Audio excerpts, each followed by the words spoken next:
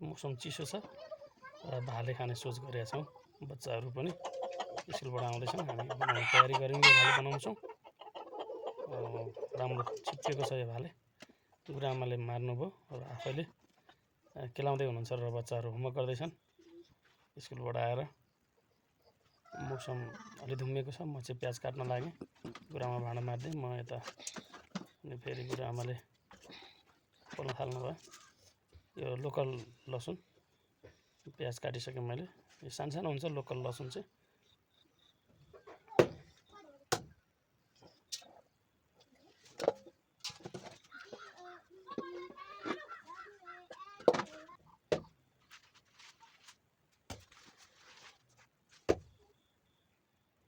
यो चाहिँ मेथी, यो जिरा,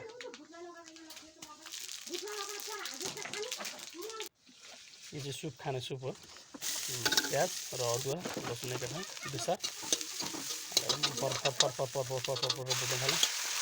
मजाले बुट्यो, मजाले एकदम है। यो लेग पिस हो, लेग पिस बच्चाहरूले खाने रे। यो लेग पिस यो स्वाद अनुसारको नुन राखिएको छ। मजाले लोकल कुखुरा भएको कारणले मजाले यसलाई चलाउँदै पानी पुग्दै चलाउँदै बनाउनुपर्छ। अहिले गोलबाट हालेँ, गोलबाट हालेको बत्ती गएको थियो, आयो, बत्ती पनि आयो। यो चाहिँ मैले अलिकति ढिलो हालेँ जस्तो लाग्यो।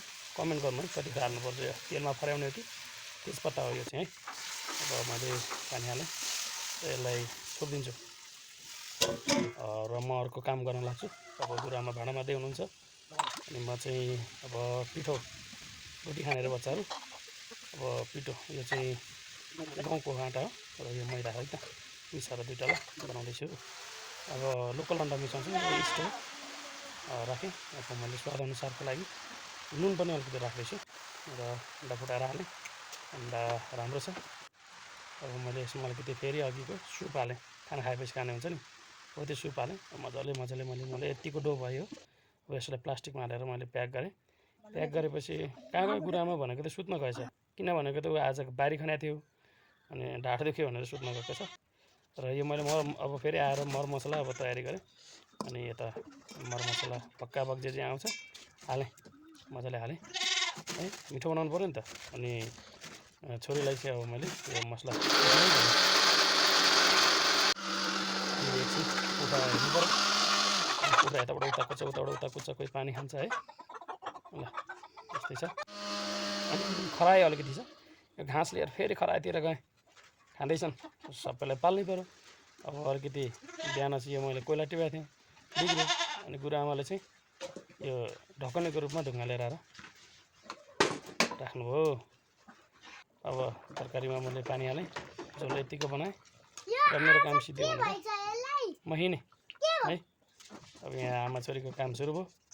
रोटी बेल्दैछन् भक्काभक्कीसँग, रोटी बन्दैछ र पानी पऱ्यो, काडाङगुडुङ भयो।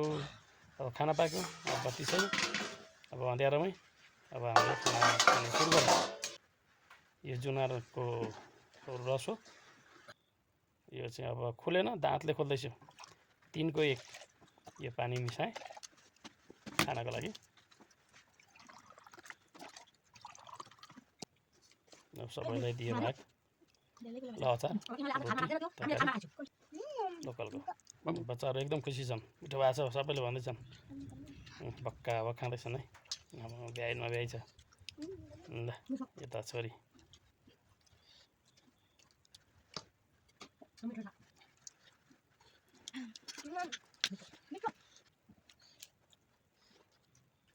ल यो चाहिँ मेरो घाँस है। ल धेरै धन्यवाद, मिठो भएको छ। धन्यवाद सबै हेरिदिनु भएकोमा। लाइक कमेन्ट सेयर गरिदिनुहोस्।